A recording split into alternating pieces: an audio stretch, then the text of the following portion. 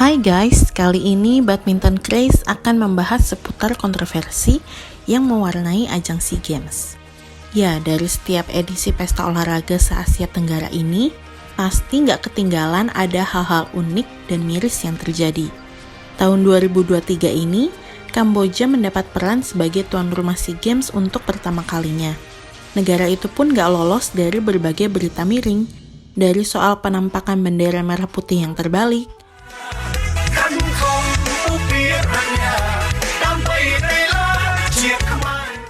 ruang ganti yang kurang layak untuk timnas sepak bola Indonesia, hingga berbagai bukti kurang siapnya Kamboja sebagai tuan rumah event internasional.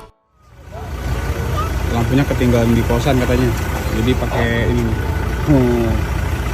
disorot lampu mobil. Cabang olahraga bulu tangkis pun diwarnai berbagai kontroversi, tidak hanya di edisi 2023, tapi juga di tahun-tahun sebelumnya. Pertama, kasus para pebulu tangkis Indonesia yang kerap dirugikan oleh hakim garis pada SEA Games 2021 lalu. Pemain Indonesia Putri Kusumawardhani merasa dicurangi hakim garis di babak 16 besar sektor tunggal putri. Bermain di Vietnam, Putri menganggap hakim garis sering memberi keputusan keliru, seperti bola masuk yang dianggap keluar dan sebaliknya. Banyak keputusan wasit yang menguntungkan pemain tuan rumah yang bernama Nguyen Toi Lin.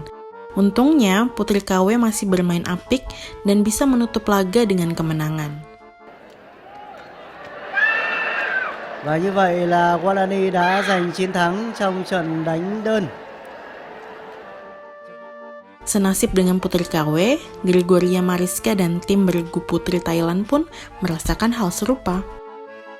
Masih di SEA Games 2021, pemain Indonesia Yeremia Rambitan sempat bikin heboh karena tak bisa menjaga omongannya. Pasangan Pramudia Kusumawardhana itu dituding melakukan pelecehan seksual saat live di akun TikTok-nya. Saat itu, Yeremia bersama atlet Indonesia lainnya berada dalam bis untuk mengucapkan selamat tinggal kepada relawan SEA Games. Namun, Yere mengucapkan kalimat bernada melecehkan, "I love you, I want to f*** you." I love you, I want to fuck you. Hold on. Netizen pun langsung mengecam sang pemain. PBSI pun tak tinggal diam dengan memberikan sanksi pada Yeremia. Sanksi sosial itu saya kira jauh lebih dahsyat. Dan Yere udah telepon saya dia sambil menyesal, ya menyesal. Dia bilang, Mas Sekjen, saya menyesal. Ya. Sanksi internal, saya kira teguran dari Sekjen itu sudah cukup berat buat dia. Ya, jadi apalagi masyarakat sudah memberikan penilaian terhadap dia. Sang pemain lalu menyampaikan permintaan maaf.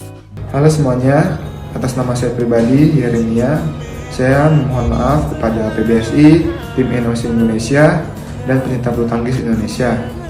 Saya menyesali perbuatan saya yang hilaf saat bercanda dengan perkataan-perkataan saya. Pelatih sudah menegur saya dengan keras, dan juga saya sudah meminta maaf kepada volunteer tersebut. Sekali lagi saya meminta maaf untuk semuanya. Lanjut ke SEA Games 2023, Kamboja bikin pecinta bulu tangkis Indonesia geleng-geleng kepala. Sang tuan rumah mengadakan nomor bulu tangkis bergu campuran, tapi melarang Indonesia, Malaysia, Filipina, Thailand, Vietnam, dan Singapura untuk berpartisipasi. Jadi hanya Kamboja, Timor Leste, Laos, Brunei, dan Myanmar yang bisa ikut.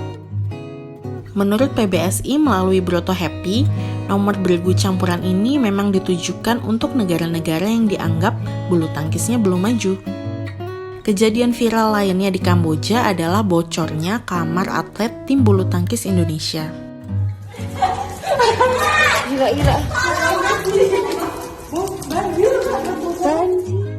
Manajer tim Edi Prayitno lalu memberikan keterangan bahwa benar ada satu kamar di lantai 3, yaitu kamar dari Komang, Stefani, dan Mutiara yang mengalami kebocoran karena hujan deras yang melanda Phnom Penh sejak sore tadi.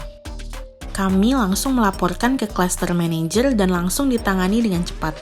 Saat ini sedang dilakukan perbaikan pada plafon kamar tersebut dan sedang disiapkan kasur baru untuk ditempatkan di kamar sebelahnya. Meski ada berbagai kontroversi, kita berharap tim Indonesia bisa tetap fokus dan memberikan hasil terbaik di SEA Games 2023. Tetap dukung para atlet kita ya!